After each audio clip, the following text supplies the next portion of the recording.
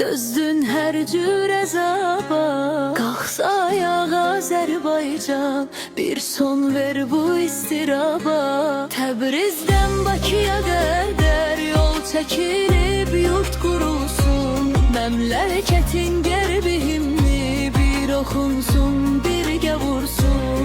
Bəsdir ayrılıq mahnısı, illərlə təkrar oxundu. Bəs deyilmi yaralığa, tikanlı teller toxundu.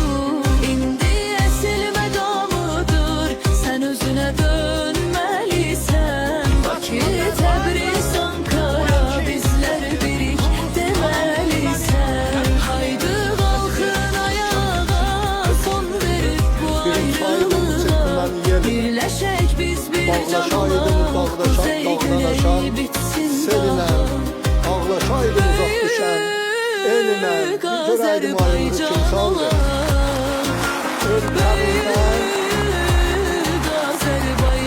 Ölkəmizdən kim qırıldı, kim qaldı?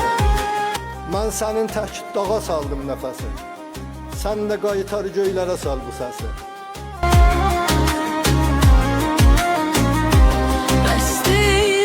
Azərbaycan, dözdün hər cür əzaba, qalxsa ayağa Azərbaycan, bir son ver bu istiraba.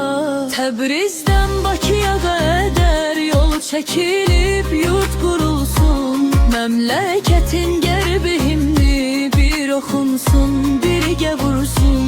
Bəsdir ayrılıq mahnısı, illərlə təkrar oxundu. Bəs deyilmi yaralığa, tikanlı teller toxundu. İndi əsil məqamıdır, sən özünə dönməlisən. Bakı, Təbriz, Ankara, bizlər birik deməlisən. Haydi qalxın ayağa, son verib bu ayrılığa.